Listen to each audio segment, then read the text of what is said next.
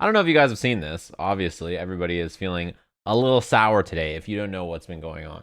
But essentially, yesterday there was a bit of a scuff surrounding NLBC. There was a disagreement with some players who are from Texas and other places, and they were like, hey, we want to play in this tournament. This person from this region that I'm in can play, and I can't play. And what's going on? There's a big argument, and everybody's pissed. I was not there, so I'm not a professional about what happened. But I will say that I understand that there are disagreements about the way tournaments are run and what you can and can't do and how people should be treated and all that kind of stuff. I don't blame the players for being grumpy, and I don't blame the TOs for being grumpy. You saw that Spooky made a tweet saying he was essentially super burnt out and he was going to stop no matter what. It's not surprising, yeah? I think most people know that TOing fucking sucks. It's thankless work. It's fucking hard to do. Like, once it's all done, like, you just feel defeated and empty, and you're just like, ugh. There's that good feeling of like, oh, it's over. I ran a great event. I'm like happy that people got to enjoy it and they watched it and they had fun, and people that played in it had a good time. But then there's always little things, like somebody came in and like they had a bad experience with some person, or their round one opponent was mean to them and then they didn't like that, or it turns out there was a connection issue that nobody brought up in the first round of the tournament, and now it's round 7, and you're like, even then you start to like question if you messed a bunch of things up on accident and you just feel bad about it. The thank you get is like, people are like, cool, I had a good time. And if anything goes bad at all, they're just like ready to take you out and kill you. If you've ever seen Obama, like, he talks about how he's like on the verge of tears. He's like, I'm trying to do this. This is fucking worst thing. I fucking hate it. Like, that is how I am with TOing too. I hate it. TOs in our community and in most grassroots communities are like the backbone. They're the reason that so much of this exists. Yeah, I'm sure a lot of you have been to locals or watched locals over the year and knows that local events are like where fighting game communities are grown. Tournaments in general, run by our community members, are all of it. It is like the vast majority of what happens, because even things like the Capcom Pro Tour and other tours and circuits that run for our community, they are events that are normally run by tournament leaders and organizers. The tours go to and say, hey, we'll make you an official part of our circuit. You get like a fancy banner and people will come check your stuff out. But that's basically off the back of their hard work. We all love watching high level play, and we all know where this high level play is going to take place. It's going to take place at the NLBC's, WNF's, combo breakers, EVOs, CEOs of the world, right? And it's why you should be kind to the tournament organizers you have while you can.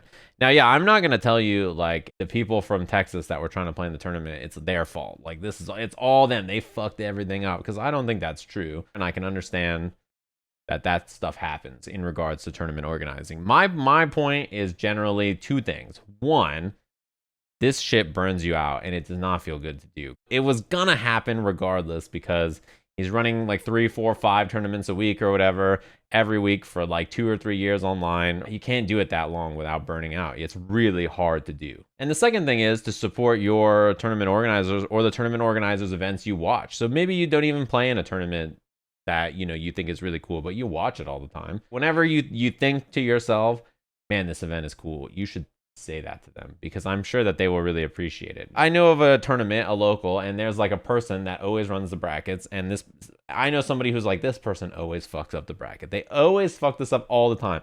And I just think about it, I'm like, but that person is there every week and they are trying their best. 50 some odd weeks of the year trying to run this thing, and they're just giving it their all, and they may fuck it up, but they just like the community and they just care. And even if they're fucking it up, it's just what they like doing, and they're doing it for the scene. And I'm like, I can respect that. I can also understand being upset at them, but I also appreciate that they try and do it every single week. It's to the point where when I do tournaments on my channel, I don't do any of the tournament part. I don't know if you guys have noticed that. I hire my normal TOs that run all my Discord stuff. You run the brackets and you do all this hard work and you figure out all this stuff. I will do the commentary and run the stream. You guys do all the parts that I don't want to do, and I'll pay you to do it. Mostly because first of all, I want to pay them for their work. But second of all, I'm not trying to do that myself. I'm okay. I'm like, you do all that. My Discord tournaments are run by heroes. They are absolute heroes. They've run tournaments week after week after week. I recommend you being nice to them. If I find out you've been mean to them, it's fucking over. I'm wiping you off the face of Twitch. It's the end. I'm contacting the Twitch cops myself. I'm gonna have them throw a wrench at your account. Sajam's dad works at Nintendo. You're goddamn right.